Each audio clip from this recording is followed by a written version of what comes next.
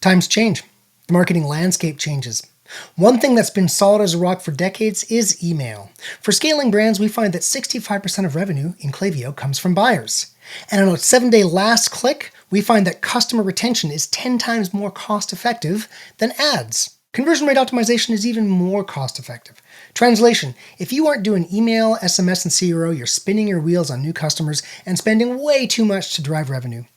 Unfortunately, with the growth of e-commerce and the onslaught of email, Gmail and Yahoo are making it harder than ever to reach the inbox. The cheapest customer is the customer you already have, so if you need help with this mess, come to pallethouse.co, fill out the lead form, and ask to speak to me directly. In the inbox late night, glowing screen, see the light. Email, everything feels alright.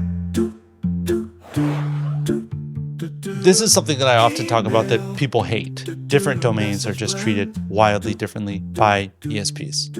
Consistency is an important metric for major email service providers. It's one of the best practices. If every single time you do a send, it's 50,000 people, but on Labor Day, it's 250,000, it's going to be a shock to the system. The delivery rates that are in the platforms you're using for emailing, they're tied to a reality. The email service provider, those folks have a totally different metric for whether an email was delivered or not.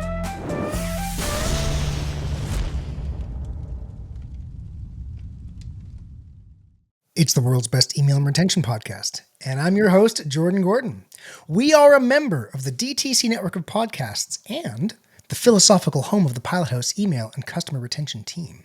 If you want to make the sweet nectar of low-cost revenue a large part of your digital ecosystem, then follow us on your favorite podcast app today. This time we are joined again by Benny Rubin, CEO and founder of Senders.co. And also joined with him is Omar, the head of Deliverability. And so we had this amazing 1-hour chat a couple weeks ago. So we brought him back as well as one of his head technicians to dig into a couple more of the issues that were unresolved. That being said, Benny, welcome back. And Omar, nice to have you. I feel welcome. I'm back. Last time you wanted to dig into a little bit of very specific scenarios. And I was like, you know what? Maybe we should bring Omar on. Omar on a day-to-day basis is dealing with those kinds of scenarios. And I thought that could be more fun for everyone to get the full nerd perspective. Yeah, absolutely. Right, Omar? Yeah, that would be correct. I'll try to give you all the information to the best of my ability. Oh, so he's taking a testimony. He's making sure that we all know that email deliverability dudes they want to throw off the competitors a little bit, get them off their scent just a tad.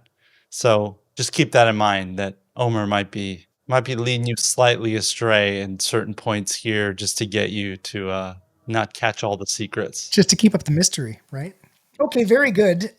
So first of all, kind of funny thing. Look, last time Benny got on here, we jumped right into it. We never actually really introduced the business properly. We're going to do that. And I would really like to tell everybody out there, look, if they're listening, what would their profile be if they're like, hey, actually, we need this service? Why don't you talk a little bit about someone in the audience, why they might want to just get in touch with you after listening to this hour-long pod or whatever it's going to be? I'd say there's two main moments when folks like to get in touch with us. I could add a third, but I'll start with two. One is they're facing some sort of email deliverability crisis. And crises happen when you switch platforms. Crises happen when suddenly metrics change very quickly and you don't really know why. Crises can happen when email patterns suddenly change. And that leads to the second one, which is if you're in a really steep growth curve, you're growing fast, you're adding a lot more subscribers than you ever have. Maybe you turned on paid acquisition for the first time and really turned up the crank. Maybe you got a tremendous amount of PR very suddenly, and that's just this rush of subscribers. That's typically the second kind of thing that folks get in touch with us from the consumer side, because they say, hey, last week we had 12,000 subscribers, now we have multiples of that. When we start sending, are we going to have problems? And so that's a good time to take a look at everything that's going on. The third type of business where it's important is if you're the type of business that has multiple kinds of outbound going at the same time. So most direct-to-consumer businesses have a marketing channel and they have some sort of transactional channel.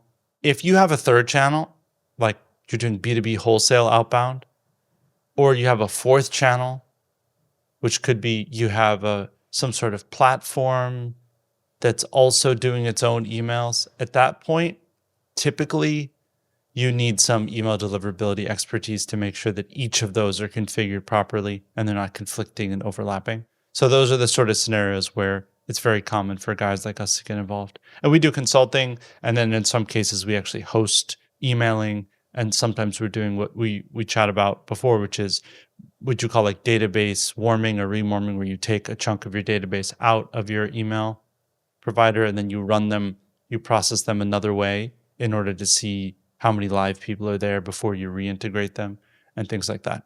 And so it could be somebody who is like, say, very seed stage, but yeah, had this big ramp. So it could be really kind of almost like a new business. Like, why not get it set up right, in the beginning?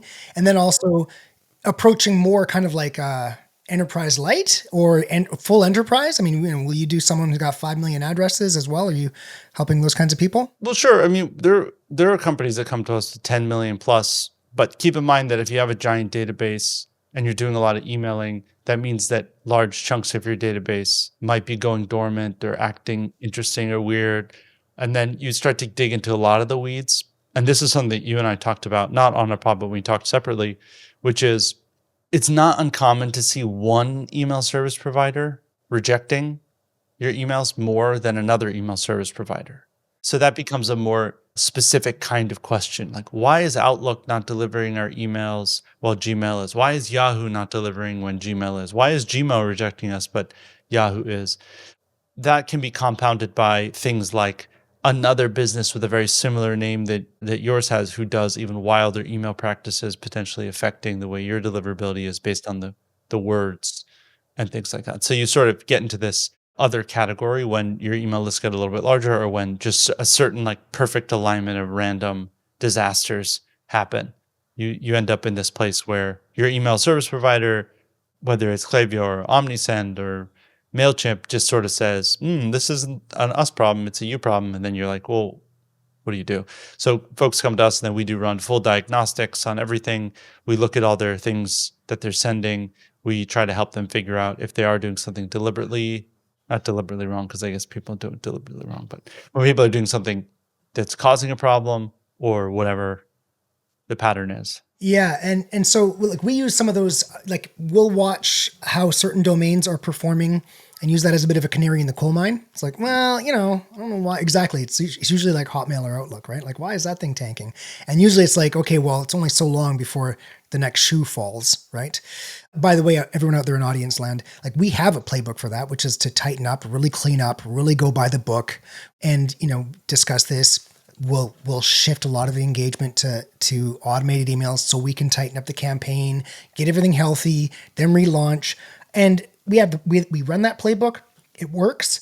But then let's say you wanted real experts who are dealing with this all day, every day, not like, hey, we got to put together the 20% coupon email too. Like, we're doing all that stuff. We're generalists. If you want the expert, you might call somebody like senders.co as well. Keep in mind that tightening up a campaign is always smart, making sure that the bounces are cleaned out, making sure that it isn't overloaded with HTML in some weird way. Like, all those things that are sort of normal matter.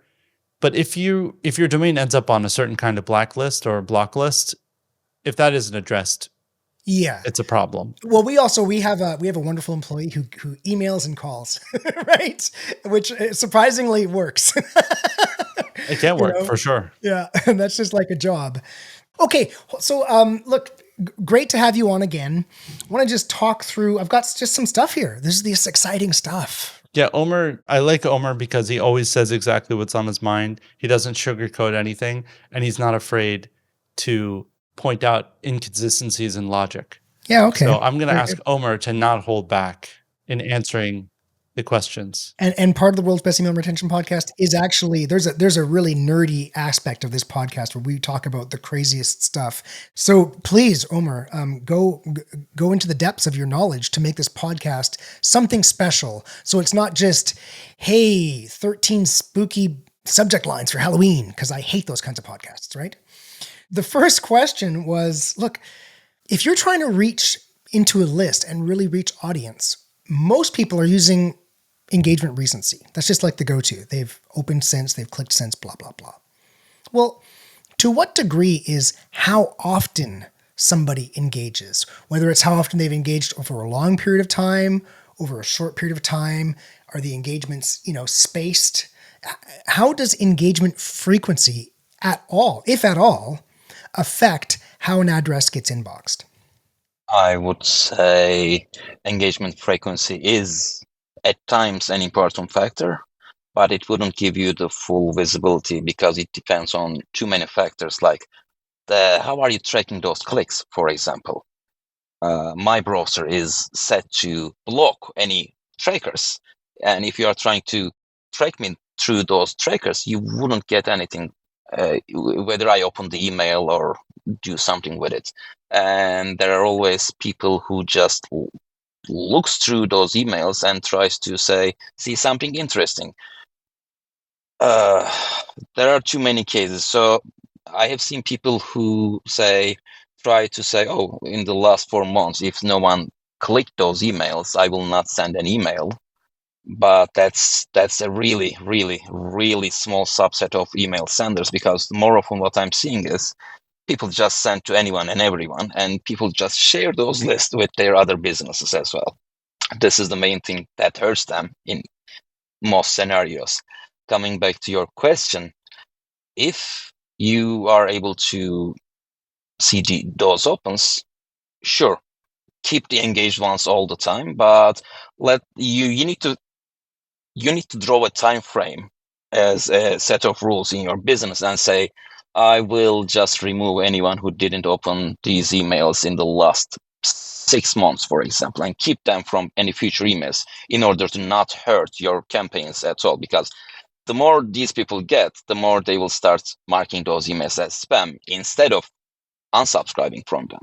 So we use two different windows like that, by the way. So we'll use a tight window and then a kind of a medium window. The medium window for us is actually shorter than 180 because I just find that 180 is even too long now. There's just so much garbage in there.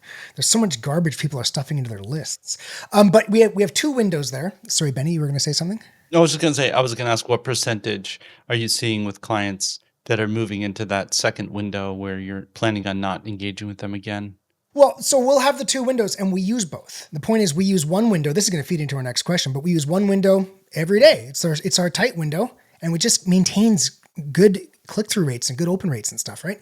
And then sometimes we message that wider window, and our wider window is less than 180. Sometimes we message that one just because if you don't get enough opens, your list starts to shrink. You need the first-party targeting data, right?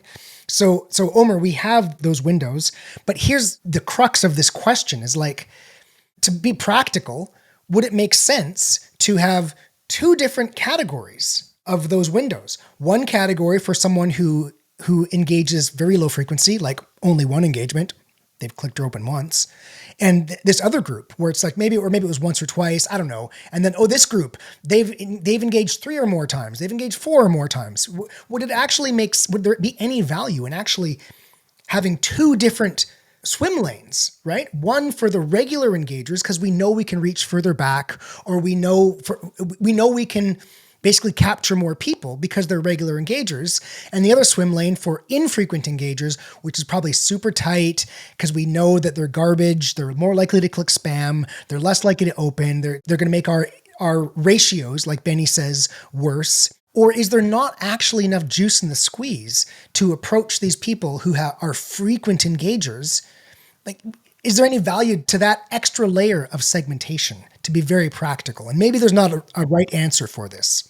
I would say there is value, because I argued this with another newsletter just the other day. I was getting their emails and I was reading them, but my clicks weren't getting tracked by them. Then I got an email from them saying, oh, now because you didn't show any engagement, we removed you from the list. I reached out to them saying, hey, I was reading those emails. Why did you remove me from those? And he was like, sure, you're right, but we just wanted to be sure. I think this depends on the business, this depends on the offering, and it's a case-by-case scenario. Okay, so like super technical question. Do you think I could get a longer recency reach back with the inbox providers for higher frequency engagers? Can I actually reach back further if someone's a high frequency engager? But you're saying that if they're higher frequency, meaning they engaged a lot until you hit the don't reach out window. Yeah. Yeah, And because then there's I just 3 told or you 4 my months window. or whatever the window is.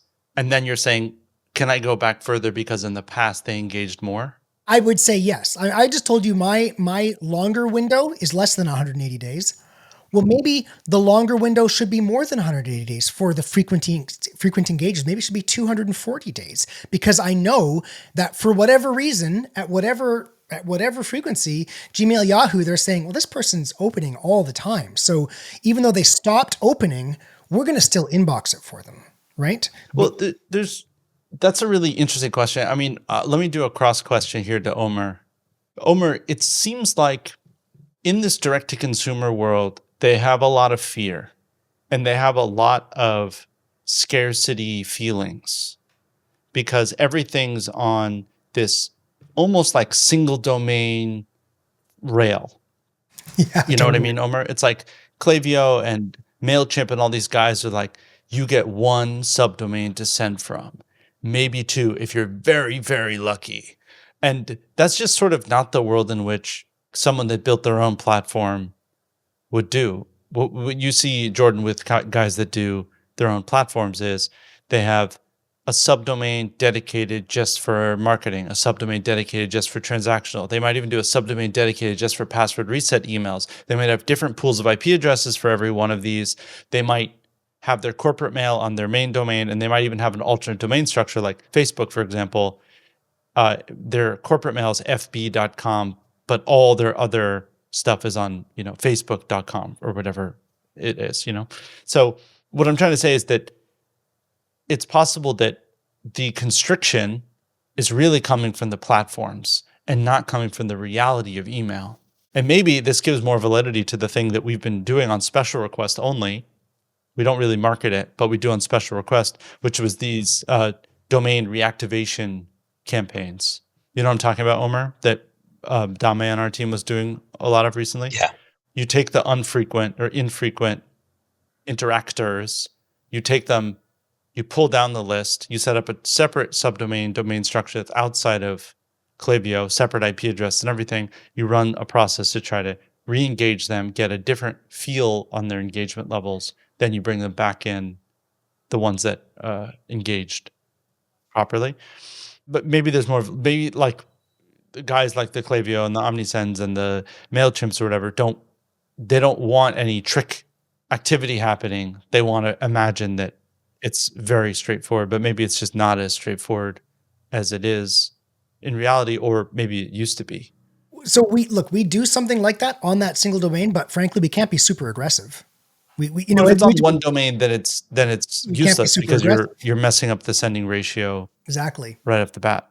What I would say would be, if you see sudden change of behavior, like sudden no engagement at all, I would put those users into a quarantine group. And after a while, if that continues, I would just drop them.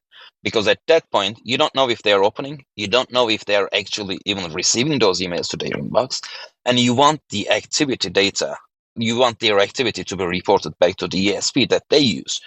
So I would try to keep as many active users as possible in my list to keep my domain in a healthier state. Yeah, totally. And that's why when I say very generally tighten up, that's kind of what I'm talking about, is like, let's tighten this thing up. Because usually when someone comes and it's a mess, it's pretty loose, right? Sometimes it's like send to newsletter list. No segmentation. Sure, no segmentation at all.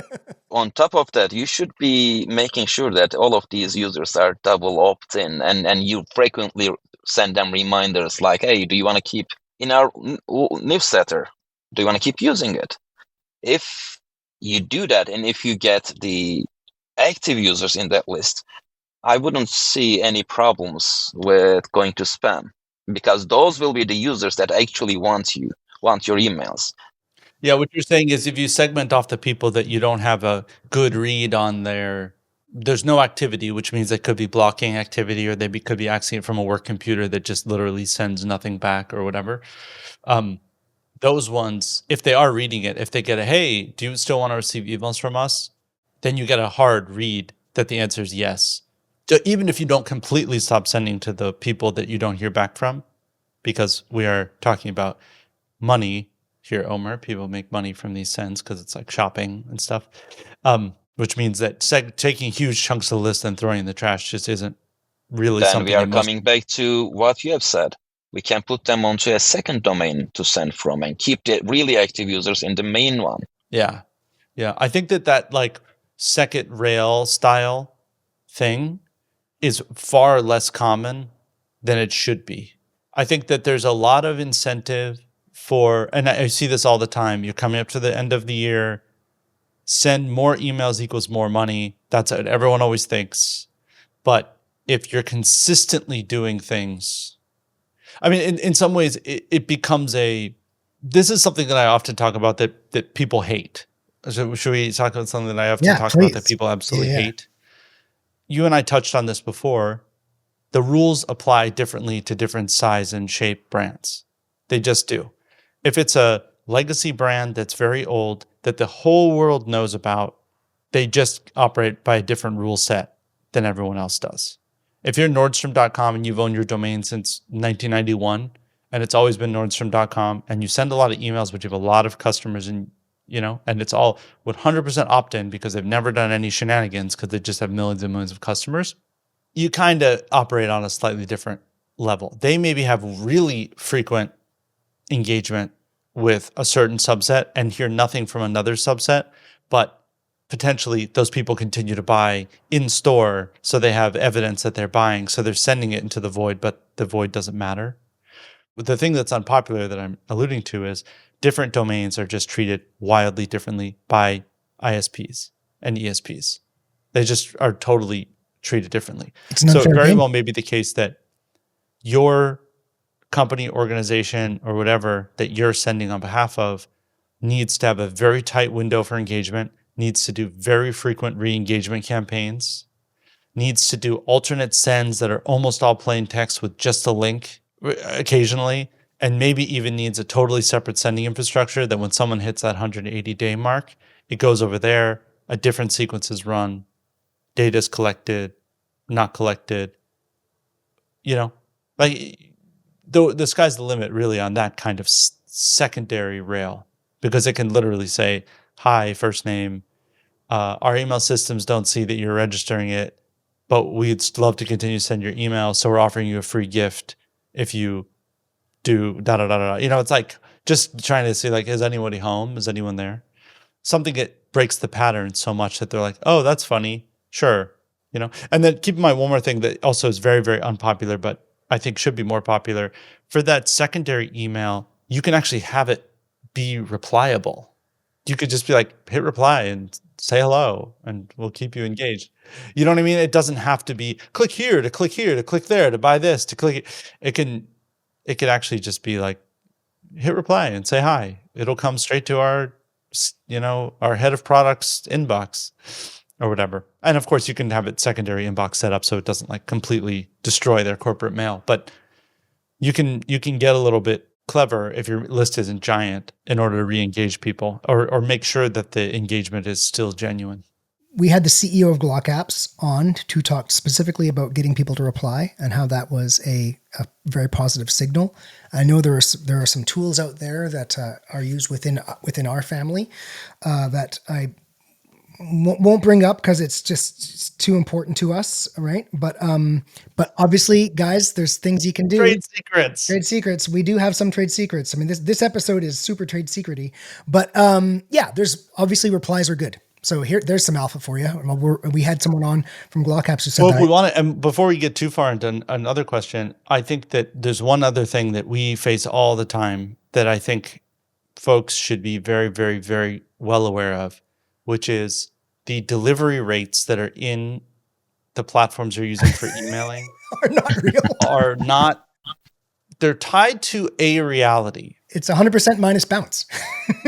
You could say it's 100% minus bounce, but also the email service provider that's sitting behind your email service provider, the guy who's actually the guys and gals who are actually maintaining the IP addresses that do the sending, those folks have a totally different metric for whether an email was delivered or not. And they're just piping that straight through to you, but they don't actually have anything to do with whether it was delivered, because technically an email going to spam is delivered. It's delivered. That's exactly right. Yeah. Yeah. So the actual mechanisms of this are, Omer can go into much more detail about specifically how it works, but on a fundamental level, back in the day, before Gmail and Yahoo and all these guys basically took over almost all consumer email, you had an email server that received the email and you had an email server that was sending the email. And it was assumed that every email was important. And if the email wasn't delivered for some reason, the recipient email server would send a note back that just said, hey, I didn't deliver this email. And it's called a feedback loop. And there are still a lot of email servers in the world that have this mechanism, but Gmail doesn't send anything back. Oh, interesting. So technically, you can get a bounce, which is like a email not found kind of thing, which means that email doesn't exist. But if the email disappears into the ether or goes to spam, Google does not send a note back to the sending server letting them know. Instead, they put it in Google Postmaster tool as a data point.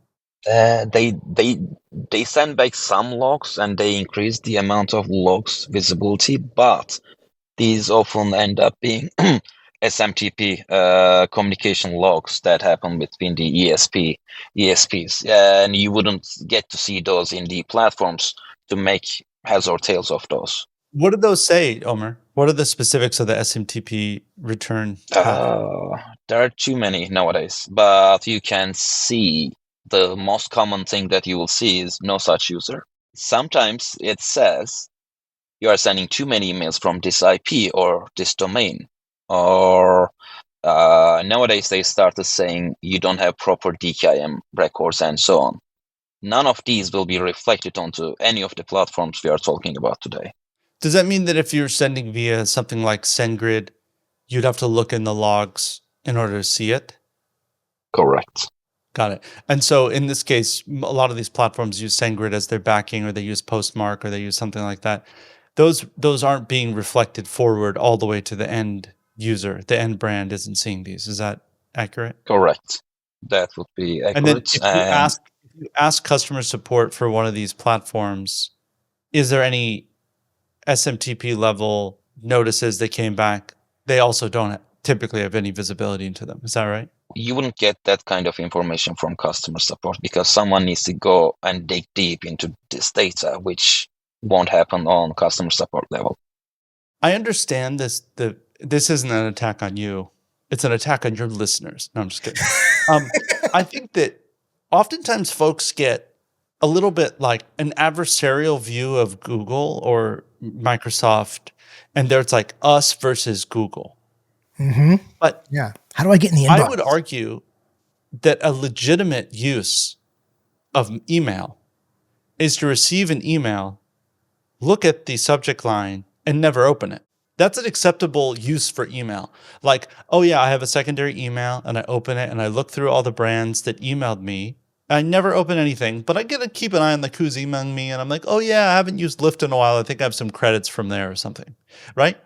And we also do not know. And everyone who's listening to this, I might assume that you're of like, an adult normal age. But if you look at elderly people's phones, I mean, they're looking at phones with 20-point font. You can't see anything on that. But a lot of younger people use a very small font where there's actually a lot of information and even preview text, so they get a lot of information from it. So the simple fact is, opens are great because it proves that HTML gets pulled down for the internet and displayed, and you get all this information. But I'd say that Google's not really in the business of moving you to spam if no one opens your email. If it's an opt-in email and once every 6 months there's a receipt that comes from the same vendor because they bought something else from you even without opening the email, I don't really think that the biggest fear in the world is people aren't opening, ergo moving to spam. Okay. All right. That's my take. That's an Just awesome because take. Google is trying to regulate inbox delivery based on normal human behavior. And if you get 5 emails a day from Nordstrom and you only open one once every 3 months, that's totally normal. Interesting. You know what I mean? And layered on top of that is that the receipt that comes from Nordstrom or whatever is not going to be on the same domain as the marketing domain. It's going to become from shop.nordstrom.com or receipts.nordstrom.com or something else. And all the marketing ones are coming from marketing.nordstrom.com. You know what I mean? Yeah, understood. I will think about what you've just said because it means I have to think about any tests I would do in future in a different way. Now, static send size. So we do this where we're a performance agency. So someone's like, hey, this is our big sale. Let's send to more people, right? And we do, and we're already fairly tight on our campaigns. Like we're super white hat, right? But it's a bigger list. And then, oh, you know what? We got advertising channels, and they're like, we really need to hit this revenue number for this things. We got our ROAS and all that kind of stuff. So we just squeak out something to repeat buyers because we know they're going to spend, right? And we're not totally changing the whole month of campaigns, blah blah blah. And what that means is we get an erratic send size. And I know that, and it's just the nature of our business. Although we could try to be more static with our send size. What's the variance on like a day-to-day or week-to-week basis? I mean, I can't quantify that for you, but and it obviously changes from brand to brand, but let's just say for some companies, it might be quite erratic. Let's say we're going to squeak something out to repeat buyers and you're a business that has a small number of repeat buyers. Well, that would be a very small send versus a larger send that went to, like say a quarterly launch, your summer launch goes to everybody. So let's just assume that it was in some cases, quite a difference, right? Well, how much juice is there in the squeeze if we said for that brand that has quite a strong difference, you know what? We're not doing that anymore. It's going to be the same list size all the time. Are we going to get a meaningful boost in inboxing for that brand? Because we're sacrificing, squeaking one out, right? Omar, how much does consistency matter? It's one of the best practices. Consistency is an important metric for the major email service providers. So, well, let me ask this. What does your gut tell you in terms of change in volume? I know we have our own best practices that we do for our clients, but I don't want to spoil it here. I want to know your gut feeling. If someone needs to send 100,000 emails on 2 Fridays from now, and they normally send 50,000 emails a day, how many emails incrementally should they increase every day to be able to send the 100,000 number to make it feel like it's not crazy? Is like a 20% variance okay? Is 30%, 40%? What's your gut? 10% is okay. My gut is telling me this. Huge 10% jumps today? in your volume. I mean, it's just a gut number. Huge spikes in your volume is frowned upon, and it will create immediate issues for you. So try increasing your volume slowly till you reach the amount you want to send. In this example, 100K 2 Fridays from now. That's very classic, like, hey, we're ramping up for Black Friday, which, look, we follow that best practice. Hey, let's ramp it up for Black Friday. The thing that's on the chopping block is it's Labor Day, right? And we're really trying to hit our numbers, or like the client, right? Hey, we want to hit our numbers, and we get this tap on the shoulder. Look, just send something out really quick, right? Because we want to hit this ROAS number on this other channel. Right. And so let's imagine a newsletter business doesn't have this. So newsletter class, I always wonder myself, man, I'm really into, I follow Substacks. And I'm like, I know these guys have like millions of followers, some of these massive Substack accounts, you know, the Twitter files guy, you know what I mean? Like that stuff is just, they have huge audiences. And again, all I do is open, right? And they're still inboxing all the time, but they have very, very static send sizes. So of course, these newsletter type lists, not an issue. What is an issue potentially is when you're an e-com business, when you're a startup, when you're trying to make numbers, and we're like, well, you know what? Already, and it's not a storied domain like we've discussed. It's a small company starting to get running, and we're like, we already had to decrease your frequency because we were seeing problems with how many emails you're sending, blah blah blah. And then it's like, okay, but we got to make these sale numbers to hit this ROAS. So what's on the chopping block is actually the smaller send. And so what I think I'm hearing is, don't just, because we also want to hit a certain engagement level, right? So don't just send to a small group that is super highly engaged, right? Send to the whole list, the full kind of whatever the full list is. Squeak that one out to the full list, even if the full list is already not super engaged. And I guess another way to frame this is, what's more important, static send size to a poorly engaged list, or squeak out a small one, right, to a super highly engaged list, because you're trying to already nurture that list back to health. I mean, it's really in the trenches. Omar, if you have any comments on what I just said, these are the things we face all the time.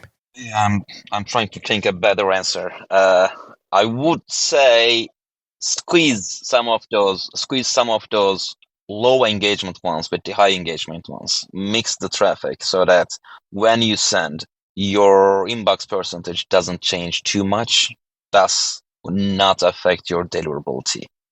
Okay, because all of a sudden, if a lot of your emails start going to spam, it will affect your future emails as well. Yeah, of course. So what would you think what do you think is an acceptable kind of message, campaign to campaign variance on send size? Before you answer that, I think that, Omar, I'm interested your thoughts on sending window sizes. Do you think that the email service providers are looking at 24-hour send windows, 1 hour send windows, 72-hour send windows? We know that Google's always looking at 24 hours because that's the cycle that they do their reporting in Google Postmaster tool. Same with Microsoft. They have daily metrics, but it doesn't say, and I can't say this is for sure or not, but it doesn't say they don't have other triggers that run hourly, depending on how much traffic you're having, how much of your emails are getting to inbox or spam. They can start applying different measures. Right. Jordan, when you do one of these big sends, let's say a Labor Day send, what is the interval of the sending? Let's say it's 100,000 emails, people that are going to be emailed. Does it start at 6 a.m. and send a certain number every 2 minutes until 1 p.m.? Or for a single campaign, we're sending a Klaviyo campaign. And actually, very often it gets sent at the local send time. So it actually gets spread out over 24 hours. That happens all the time. I don't have any problems with those. The issue is we have so many stakeholders. And one of the stakeholders is, this is what we hear all the time. This is nonstop. Send more emails. Yeah. Well, okay. So it's actually kind of funny because what we could mirror here, we don't have too much time to do this, but what we could mirror here is there's a simple fact that most of the senders that we engage with, the sending is led by a marketing person. It's not led by an email deliverability person. And email deliverability people, in my experience, are more like QA specialists. So a QA is probably, it's like quality assurance, but also they're like debuggers. They're looking for problems all the time. So it's sort of like, if you check with your lawyer before you do something, you're going to definitely hear that maybe there's some caution that needs to be brought in. And marketers tend to be like, well, let her rip kind of thing, So the question is really, how can you average those two things so the marketer gets what they want and the email deliverability person isn't left holding the bag? That's exactly what I'm asking. And I think if you were going to design a direct-to-consumer marketing setup, you'd be hitting your entire list very frequently to have nice consistency. You'd be cleaning it When we say very frequently, are we talking a 24-hour window? Like, what do you mean? Well, Very it depends. frequently? I mean, a lot of retailers do that for sure. They send an email once a day, and of course that puts a lot of pressure on the creative side. It puts a lot of pressure on all sorts of stuff. Can be problematic in many ways. So here's another. Let me interject with a sticky point. Okay, we need to drive this financial result. So we have to send again to drive that financial result. But there's a brand rule that's like, look, we don't have appropriate content for your prospects, and your prospects are half your list. You know what I mean? So, okay, well, we can't just send again to the whole list. We've got some business rule that's preventing us from sending to the whole list. So we carve out a group that we can send to hit the financial result. And I mean, my guess is this is what I think happens with our services. Some tail end of the segmentation inboxes poorly, we tighten our segmentation, shift those to flows. We have a way that we've naturally dealt with this. But what you said there, which was perfect, was like, how do we marry the two? Can you be more specific about, because maybe we're going to do it. How would you marry those two? We talked about 24-hour window, but there are a lot of email newsletters in the world that have dedicated IPs. So they own their own destiny, that send once a week. And there are many, many more that only send once a month. And so the idea that the email recipient side servers see 1 million emails that get sent out once a month as like a big disaster. It's like, that's not the case, right? It's a totally normal email thing for 1 million people on a single list to be hit every third Friday. And sometimes it just goes out on Saturday because something happened on Friday, So I don't think that it really is a matter of, it must be 24 hours. It must be this. It must be that. It's simply saying, if every single time you do a send, it's 50,000 people, but on Labor Day, it's 250,000, it's going to be a shock to the system. It's just going to be a shock. So what you basically can say is, well, at a steady interval prior to that, those big spikes that we know we need to do, we're actually just going to send incrementally more emails or touch incrementally more of our audience. So maybe what you do is, before you do that big send, you do a cleaning process to make sure you're not deliberately or accidentally, I guess in this case, sending to people that are not going to be engaged anyway. It actually means, for everybody out there in audience land, don't contact your marketer 24 hours beforehand and say, we need this huge thing to happen. I would like to add something here, because I always also say more is less when it comes to email. The main question here is, for example, if you are usually sending 50K emails in whatever interval you send with, when on Labor Day you want to send to 200K people, where did you find that many people? Where did the list get to this list? Yeah. That they're on the list, but this is the biggest issue here, I think. Yeah. And you should always plan ahead. But you can imagine, Omer, if you had, let's say, let's not get too crazy with our analogy or our it might have been 50% more, not 5 times more, but just 50% more, for instance. But you could, Omer, for example, you could imagine a brand that says, we do all of our men's emails Monday, Tuesdays, Thursdays. We do all of our women's emails Monday, Wednesdays. And then on Fridays, we do our sale emails that goes to a subset of people that are blah, blah, blah. And then on Labor Day, you want to send to all of them. So maybe that's 50-50 plus all the extras. And then on a special day, well, of course, you have to send the men's, and on Valentine's Day, you have to send to everybody. This is actually bang on, because we have a client that treats men and women different. And of course, the list sizes are not perfectly the same. That's why the question is, what's the day-to-day variance that we can allow for, right? Which means maybe we need to be more tight on women than men or something like that, right? Or you include one day a week where you actually do the complete list. And in that once a week, now that's going to seem like normal. And so that's going to be put into the what is normal bucket, right? So you just kind of build that up. Well, and so that would mean, by the way, that, okay, we squeak one out to repeat buyers because blah, blah, blah. If we were doing that often, would that then just be, that would become what's normal for that client? And eventually they would normalize, and inboxing would normalize if they, say, ran that kind of strategy for a year? I think it probably would. What do you think, Omer?